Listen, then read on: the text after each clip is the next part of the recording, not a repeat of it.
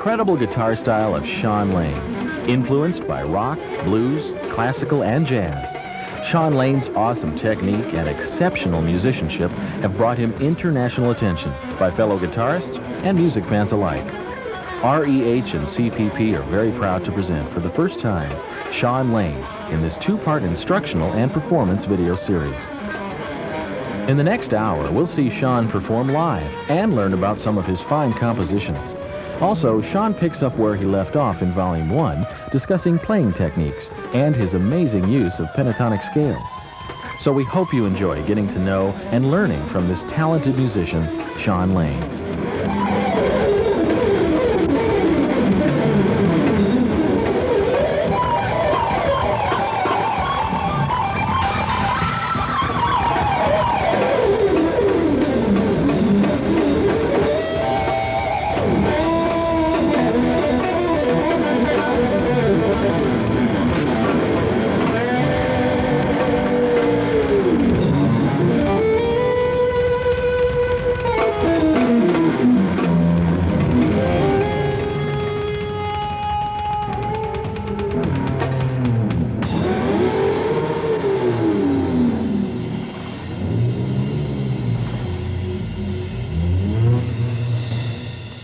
Welcome to my second instructional video for REH.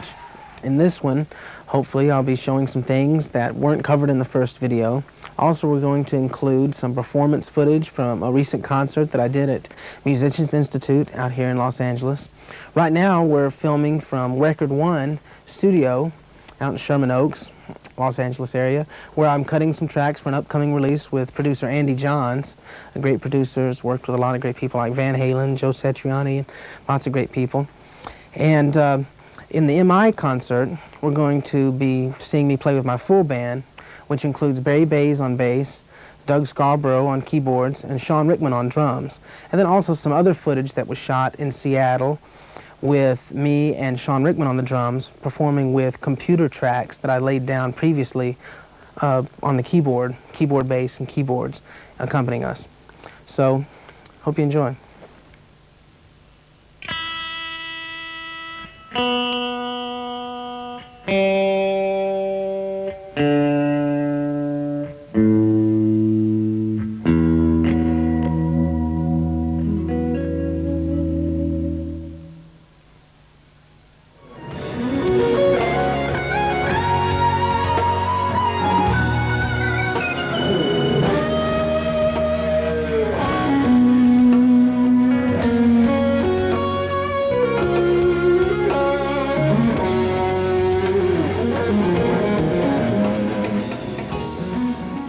Okay, now we're going to cover some different ways to finger the different pentatonic positions, primarily in an ascending manner.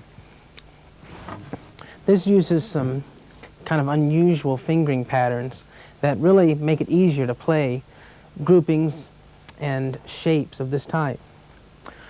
So first, I think I should show the basic pentatonic positions in a given key and the way that I break them up in my style of playing.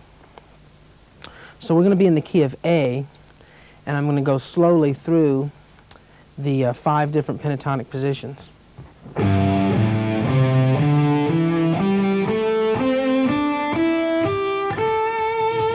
first position. The second position is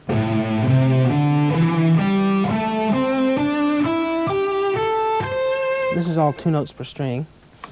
Third position is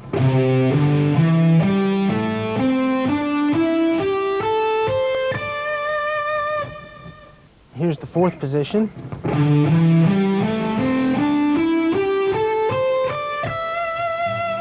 Here's position number 5. And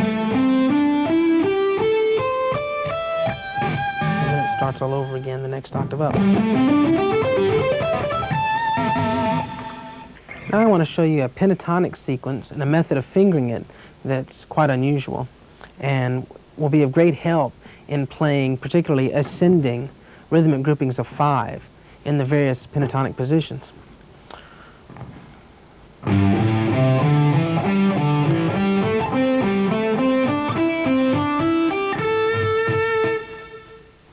What I was doing there is a rhythmic grouping of 5. 1, 2, 3, 4, 5. 1, 2, 3, I like to do a lot of things like that because they throw the rhythm off. Instead of something even like 4s, 1, 2, 3, 4, 1, 2, 3, 4, 1, 2, 3, 4, I do a lot of 5s and a lot of odd number groupings, and it gives a very interesting rhythmic feel to a lot of the phrases I do. And the way you have to finger this in order to do it smoothly is starting on the first note of 5, you start with the second finger, and you go. And then you start with the second finger again. Then with the second finger again. Then with the second finger again. Now the normal way to do that would be just to use the first finger and the third finger, the way that you might think it would, that would be done. But if you did that and you were doing 5s, you would have to continually flatten the third finger out, which would be very awkward, and you wouldn't be able to do it very smoothly. And that would be something like this. And then you'd have to flatten it. Flatten. It's very difficult. This way it's very easy. It seems like it would be strange, but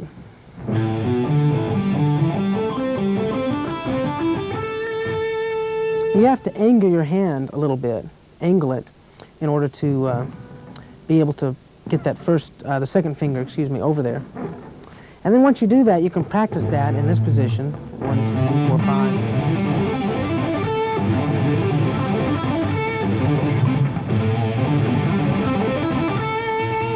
But then I would encourage you to try to move that around into the various different pentatonic positions.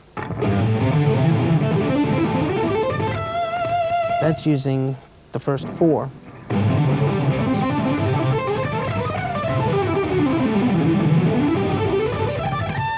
That's using 5. Or you can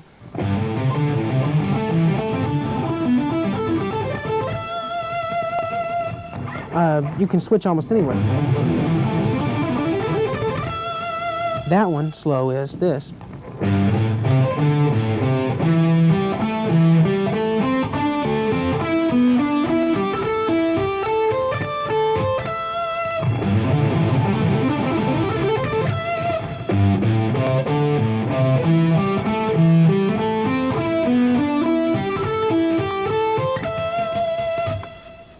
Here are some pentatonic sequences using different rhythmic groupings that were shot earlier as a part of the first instructional video shoot that I did in Seattle some weeks back.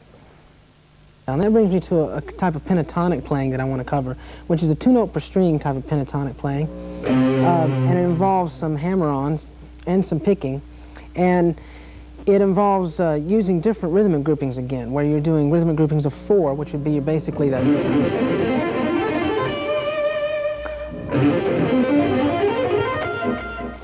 and then combined with rhythmic groupings of 3, which would be like... So if you combine those, if you do some 4s and some 3s,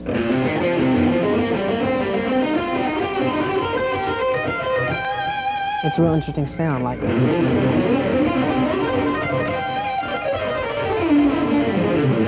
So that was kind of some of the downward 1-note per string arpeggios mixed in there too. And so slow, that's like...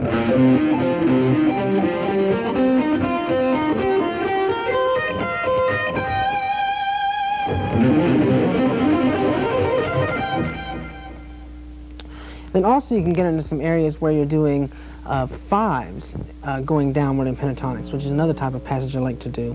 I'll do it in an E pentatonic. Slow, you're going 1, 2, 3, 4, 1, 2, 3, 4, 5, 1, 2, 3, 4, 1, 2, 3, 4, 5.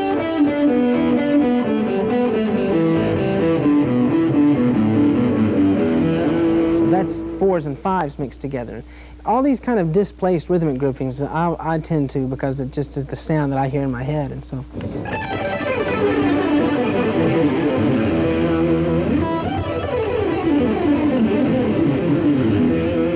Now those were some part of some descending pentatonic licks using picking.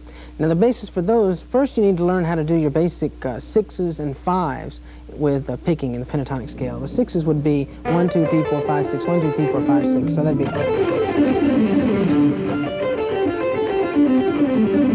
And then you need to work on your 5s. There's 2 different ways you can do the 5s. You can go 1, 2, 3, 4, 5, 1, 2, 3, 4, 5, 1, 2, 3, 4, 5, 1, 2, 3, 4, 5, starting on the same string, the next group down, 1 note down the pentatonic scale in each rhythmic group. Or you can do 2 downstrokes in a row and go 1, 2, 3, 4, 5, and then do another downstroke. 1, 2, 3, 4, 5, 1, 2, 3, 4, 5, 1, 2, 3, 4, 5. So 2 downstrokes in a row, which is kind of almost a speed picking type thing.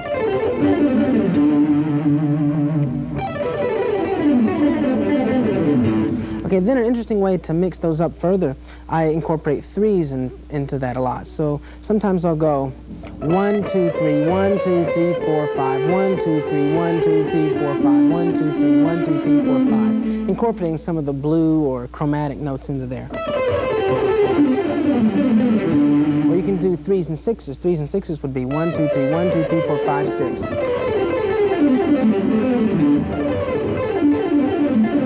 And that was a mixture of 3s, 6s, and then the 5s. So, and then those really sound good when you start changing positions and doing different positions of the pentatonic scale like that, like...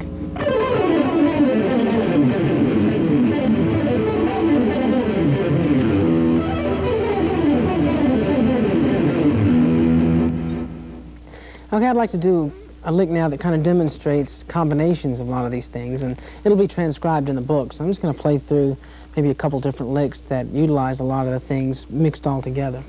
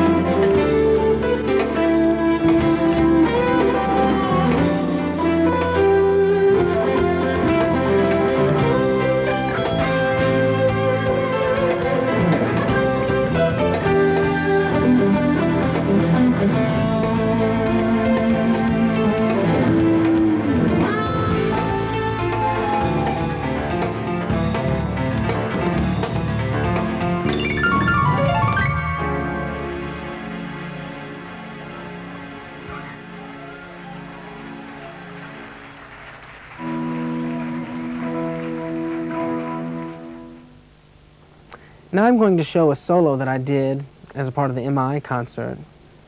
And it's a song called Esperanto that's also on the Powers of 10 album on Warner Brothers. And I'm going to play it first in time, and then I'm going to slow it down and show you why I did some of the things I did and possibly how to finger them. Okay, here it goes. 1, 2, 3, 4.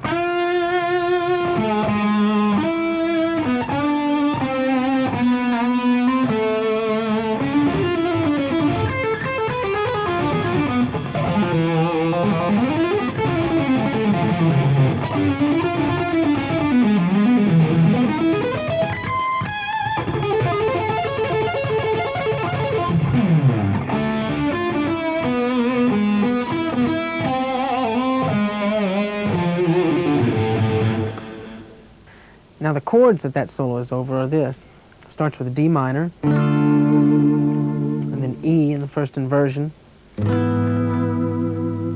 then an E chord with a C in the bass, and then an A chord with an F in the bass. And the groove is something like this.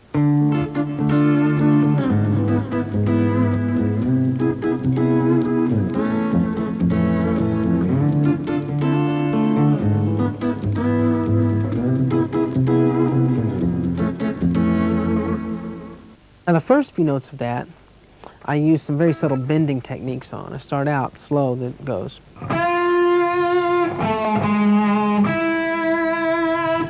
And what I'm doing there is I play the first note, and I bend up to it a little bit, like a portamento on a keyboard, using the vibrato bar, holding the vibrato bar with these fingers while I'm holding the pick with this finger.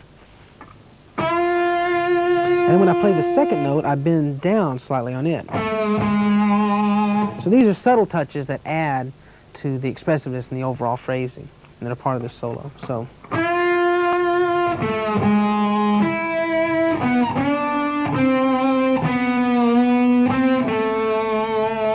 Now the next section is a little harder, and it has some rhythms that are kind of bebop influenced, and it goes like this.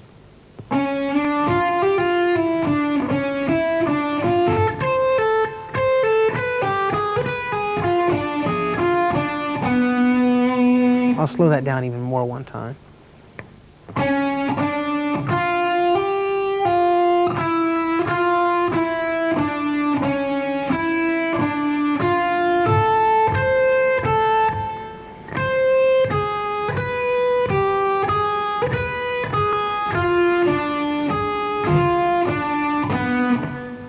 So in tempo, that has all kinds of little turns and triplets in it that are reminiscent of some bebop type of phrasing. It's kind of hard to execute cleanly. It goes like this in time.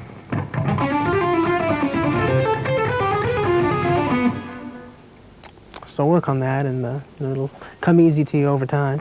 Okay, the next section is this. And that slow is.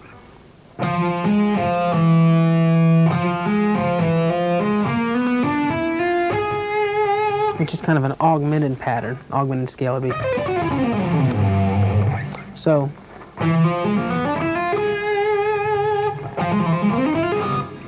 And then it continues with a strange lick that utilizes only 2 fingers.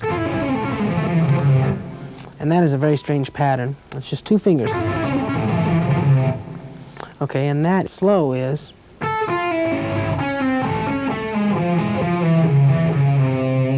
And even slower is.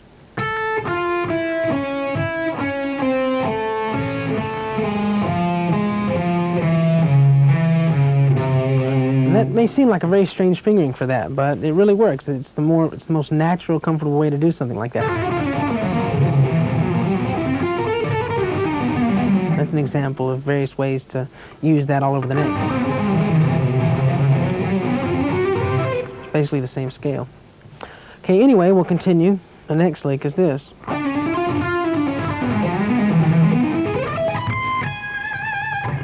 Okay, that slow is.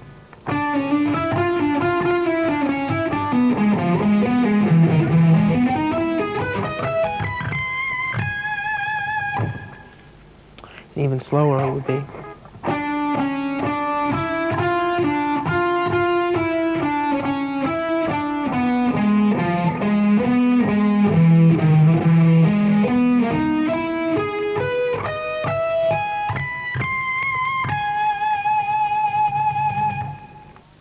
Now, the next lick is a wide interval lick that, for me, it requires that I kind of tilt the guitar upwards in order to get that kind of stretch. And also, it's very important that you bring your thumb, I've probably stressed this before, but you have to bring your thumb around the neck so that the fingers will spread out evenly. And I first start by stretching to this position.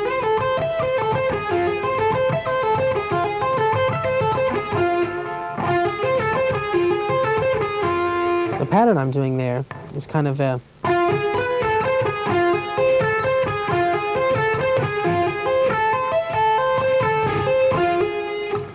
So slow, the pattern is like...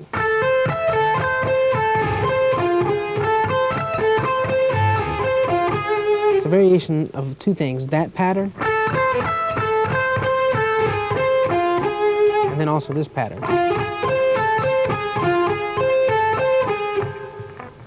So it's...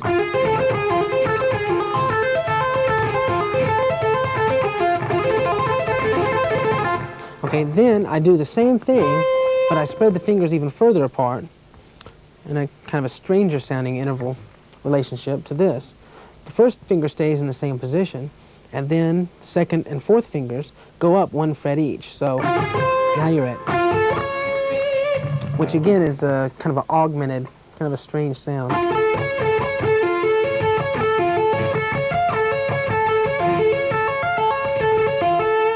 Same patterns. So it starts out here. And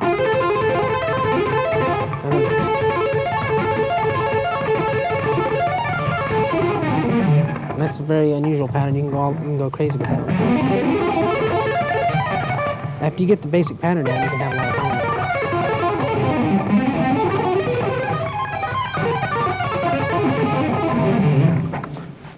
Okay, the last lick of the song is a song that on the album is doubled with a whole lot of guitars and harmony. And live, I do it in harmony with the keyboard player. He plays the harmony line. But I'm going to show you the primary line that I play, and it's kind of a variation on the main theme of the song itself. I'll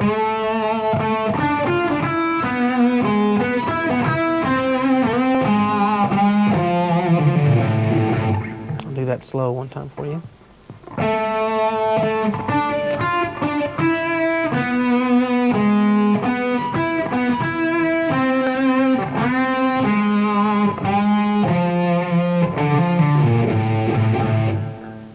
Again, I'm using the bar on this section very subtly as an expressive tool.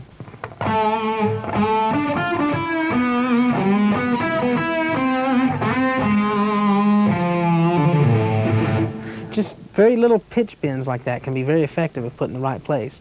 And you don't want to overdo it, but you know, it's just a certain balance you have to try to achieve of playing a note just straight sometimes, then with some finger vibrato, and then sometimes bending up to it. And then bending notes down is something that people don't do a lot. People do a lot of bending up.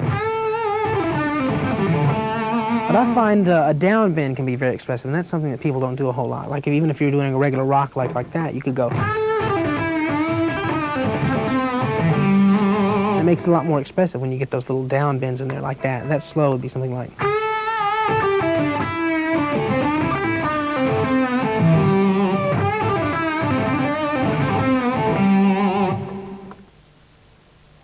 This next tune we're going to play is called Get You Back.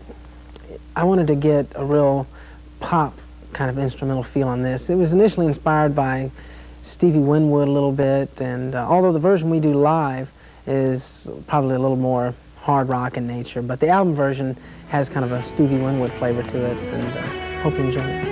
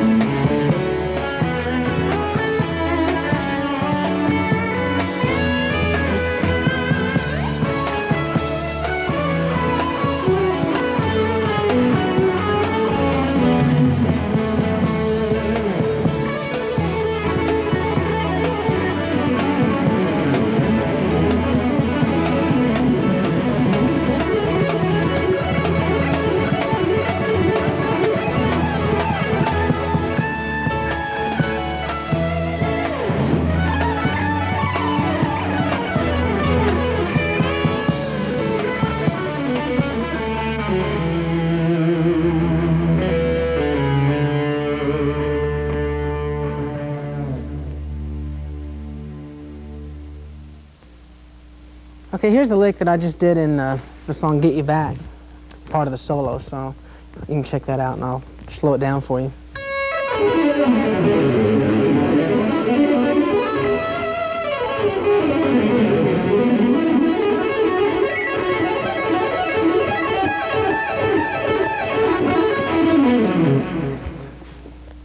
Okay, broken down and slow, the lick goes something like this.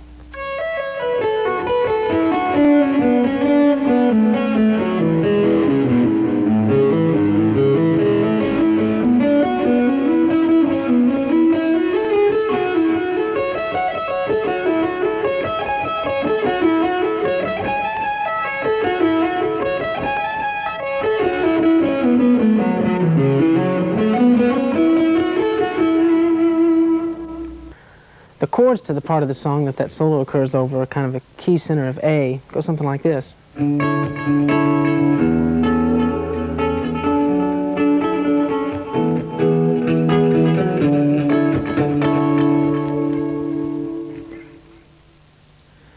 The song Not Again we're going to do is a song that really has a lot of input from the great drummer that I've been playing with in this video named Shawn. It's really an inspiration to me.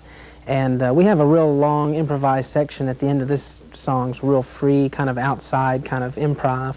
And but part of the solo is pretty structured, so later on I'm going to show you an excerpt from that and break it apart and show you how to play that.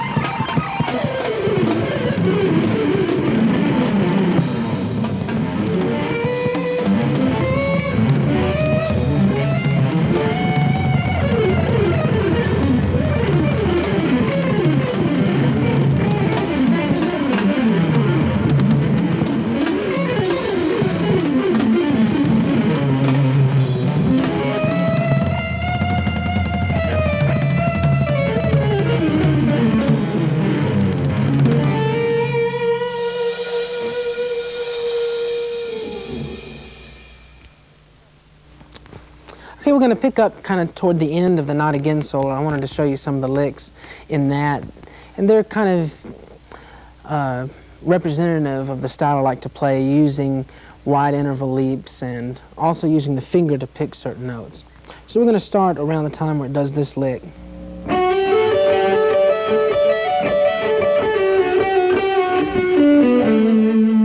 Okay, so I'm going to play it fast first so that you'll be able to identify it from the song, and then I'll do it slow for you.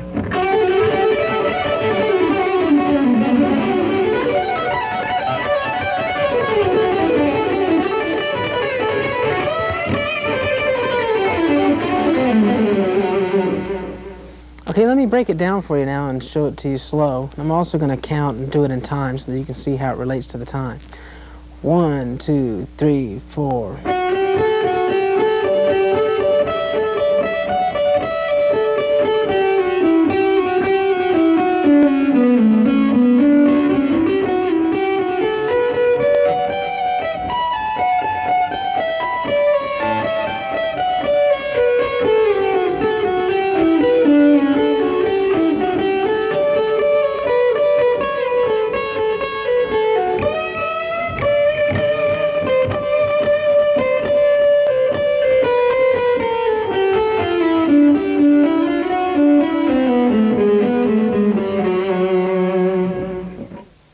Okay, the chords that are into that part of the solo, just so you can know some sort of context, is kind of a D major,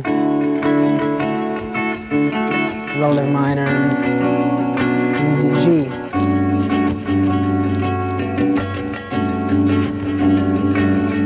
And a D.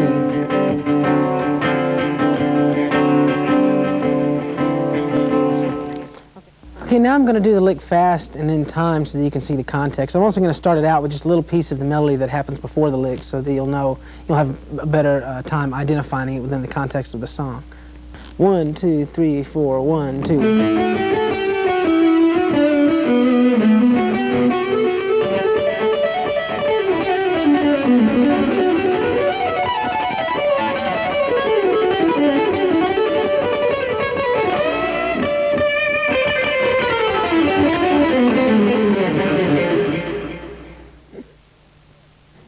Now we're going to show a clip of a performance from MI of a song called Black Market. It's kind of a weather report, kind of a standard fusion tune.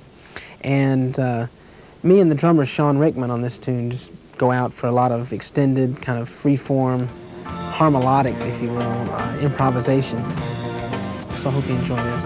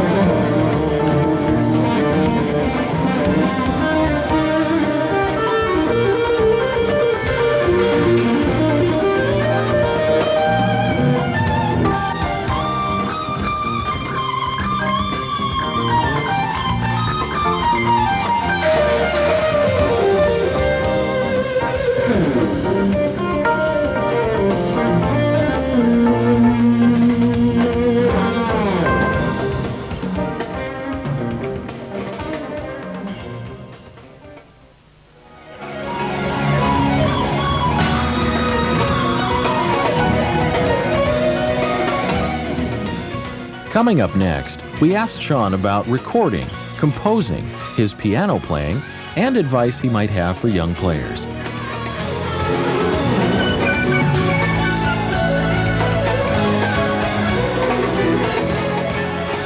Well, I enjoyed doing the album Powers of 10. That's something I'd always wanted to do because I've also played drums for a long time and bass and keyboards. And so on that album I played all the instruments and wrote all the songs but one and engineered it and produced it because I went to engineering school when I was a kid in high school.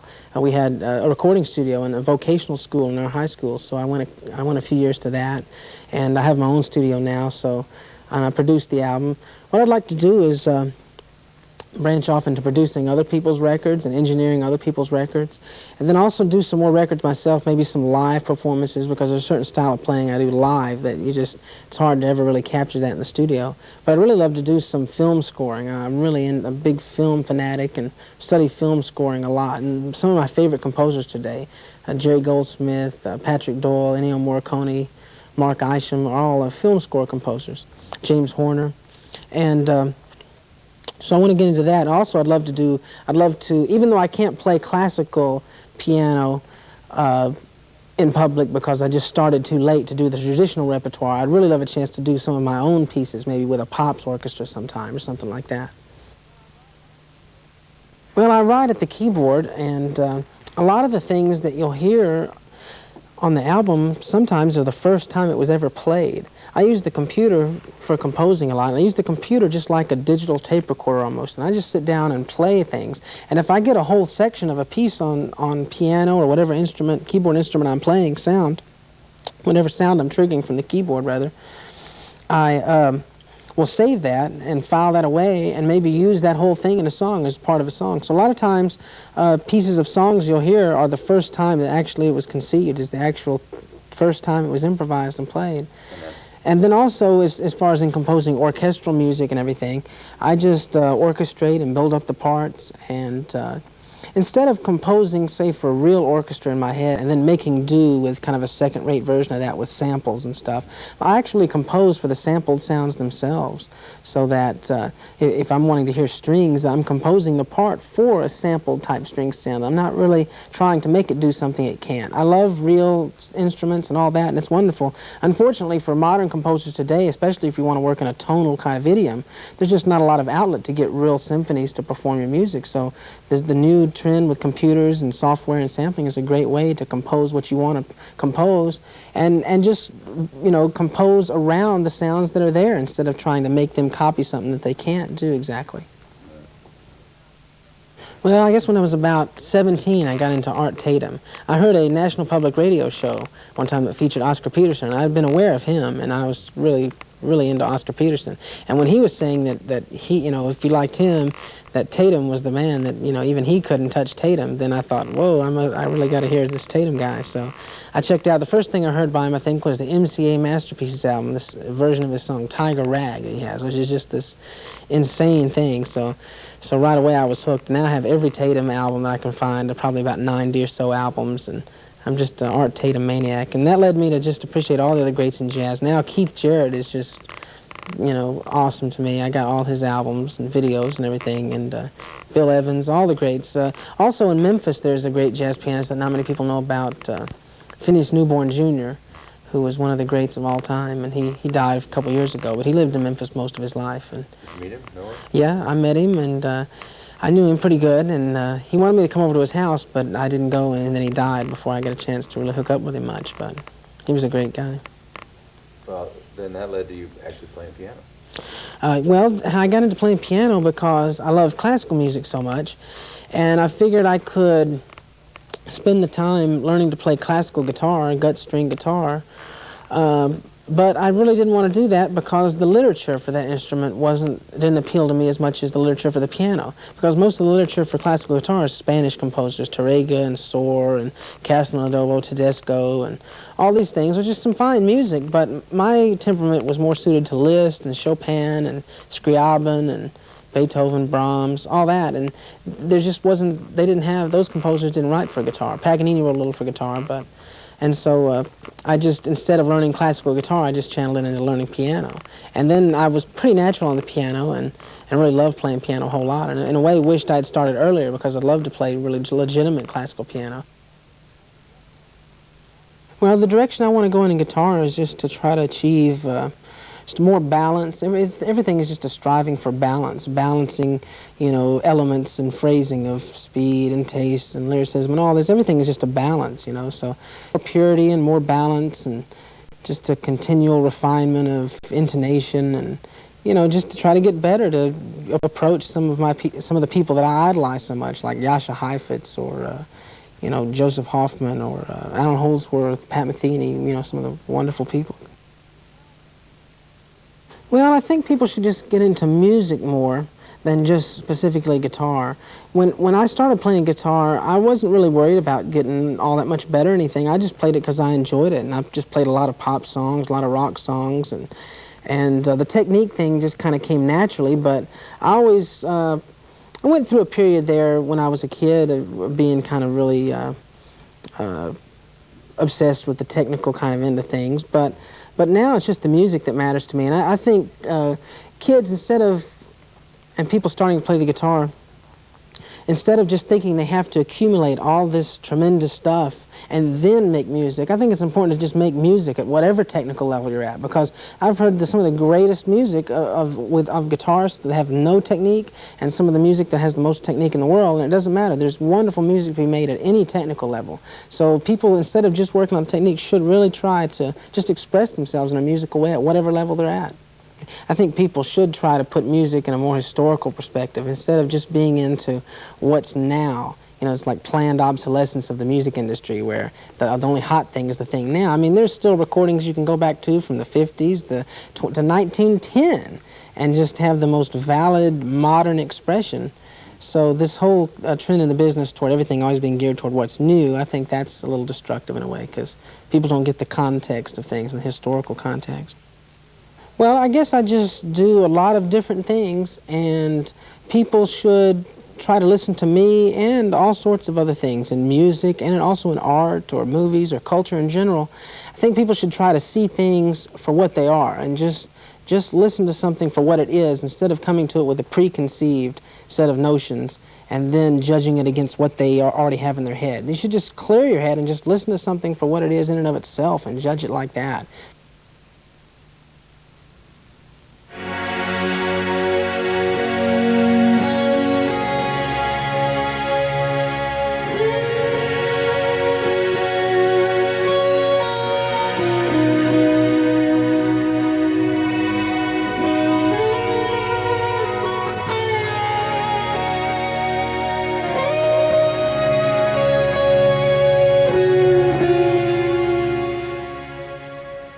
That's about all the time we have now for part 2. Hope to see you again in some future instructional releases.